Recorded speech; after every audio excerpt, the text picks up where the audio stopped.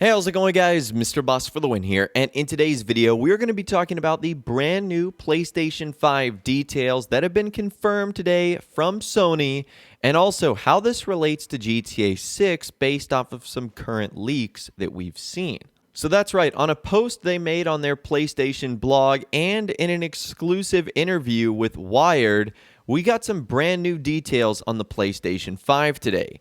Sony said this: "Since we originally unveiled our next generation console in April, we know there's been a lot of excitement and interest in hearing more about what the future of games will bring.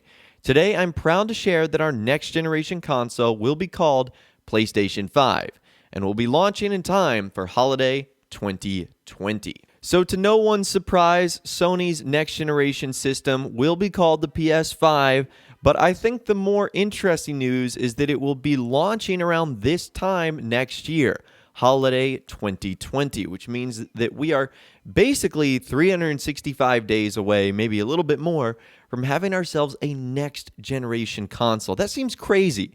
It seems like the PlayStation 4 and Xbox One just came out the other day, and now we're already getting new systems. That to me is wild. Now, they go on to say these updates may not be a huge surprise, but we wanted to confirm them for our PlayStation fans as we start to reveal additional details about our vision for the next generation. Wired Magazine covered these updates and more in a story posted this morning. We'll actually cover that story in a little bit. And they said the more refers to something that they are quite excited about, a preview of the new controller that will ship with PlayStation 5. One of our goals with the next generation is to deepen the feeling of immersion when you play games, and we had the opportunity with our new controller to reimagine how the sense of touch can add to that immersion. To that end, there are two key innovations with the PlayStation 5's new controller. First, we're adapting haptic feedback to replace the rumble technology found in controllers since the 5th generation of consoles. With haptics, you can truly feel a broader range of feedback. So crashing into a wall in a race feels much different than making a tackle on the football field. You can even get a sense of variety of textures when running through fields of grass or plodding through the mud. The second innovation is something we call adaptive triggers, which have been incorporated into the trigger buttons L2 and R2. Developers can program the resistance of the triggers so that you feel the tactical sensation of drawing a bow and arrow or accelerating an off-road vehicle through rocky terrain. In combination with the haptics, this can produce a powerful experience that better simulates various actions. Game creators have started to receive early versions of the new controller, and we can't wait to see where their imagination goes with these new features at their disposal. And they end by saying that there is plenty more to share about the PlayStation 5 in the year ahead, with a lot of blockbuster experiences coming very soon. So that is what they made on their blog post. And then I told you guys that they basically gave Wired Magazine an exclusive look at the PlayStation 5.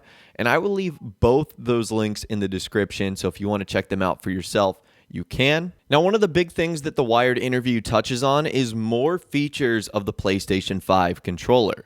So we just talked about the adaptive triggers and the haptic feedback.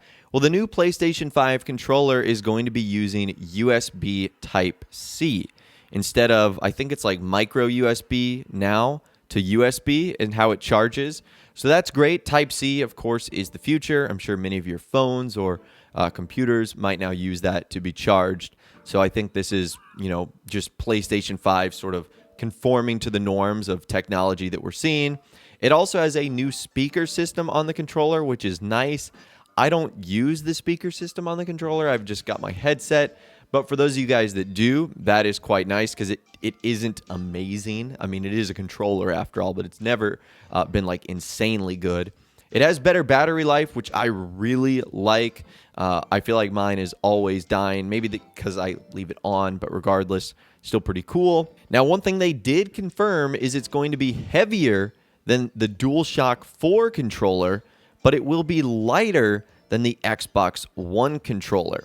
So if you guys are watching this near your PlayStation 4, pick up your PS4 controller and imagine it's going to be a little bit heavier. Or pick up your Xbox One controller and imagine that it's going to be a little bit lighter. Now, the Wired Magazine article also gave us a lot of details on the console itself, some of the hardware and the software changes. One of the coolest changes that I noticed from the interview is that players will be able to choose which parts of the game they want to install.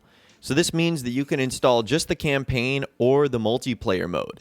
If you download the entire game, you'll be able to remove the parts you don't want to play anymore. So that's really cool. They go on to say, rather than treating games like a big block of data, we're allowing finer grained access to the data. I really like that. That is a nice quality of life addition to the next generation of console. In addition, the PlayStation 5 will support a revamped UI that will allow users to see what parts of the game has been updated versus having to consistently boot up the entire game to check what's new. That's pretty cool. Basically, you can get like a sort of a snapshot into the game without actually loading in to see what, of course, has been changed. Now, Sony also confirmed to Wired that the previously reported ray tracing tech in PlayStation 5 is not on a software level, but is built into the GPU hardware. So if you guys are unaware of what ray tracing tech is, I'll leave a link to a really cool article in the description that basically gives you a better idea of what that does. Essentially, it's going to make games look absolutely beautiful. We're starting to see that on the PC now, and it really does make games look incredible. PlayStation 5 is also going to use 100 gigabyte optical discs and an optical drive that also plays 4K Blu-rays, which is cool. I don't, use Blu-rays anymore. I don't know who does, but if you want to, you can. Now, game installation from disk is mandatory because of the difference in speed between the console's solid-state drive and the disk drive. However, installations will now be more customizable, as we talked about. And really, the final big thing that I got from the interview is that they also confirmed to Wired that the PlayStation 5 dev kit looks similar to the design that was spotted in August. But Sony said they won't talk about what the consumer version is going to look like. Now, don't worry, dev kits often look wildly different to the release version of a console. And in case you guys are wondering what that design actually looks like, it looks like this. Now, again, if you're wondering, oh my gosh, why is that thing so chunky? Why does it look like a spaceship? Again, usually the development versions of these consoles are way different looking than the ones that we are going to receive as the consumers. So now that we know all of that PlayStation 5 is going to be coming out in holiday of 2020, let's go back to one very interesting leak regarding GTA 6 and the PlayStation 5.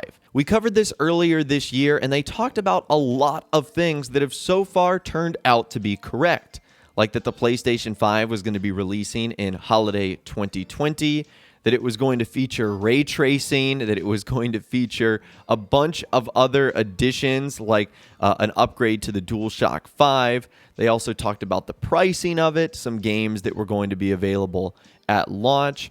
And one of the other leaks that they talked about was for GTA 6. They said Grand Theft Auto 6 will be coming in holiday 2020. Most probably. Not hearing anything PlayStation 4 related, hearing that Sony is paying huge money to secure 1 month time exclusive for PlayStation 5.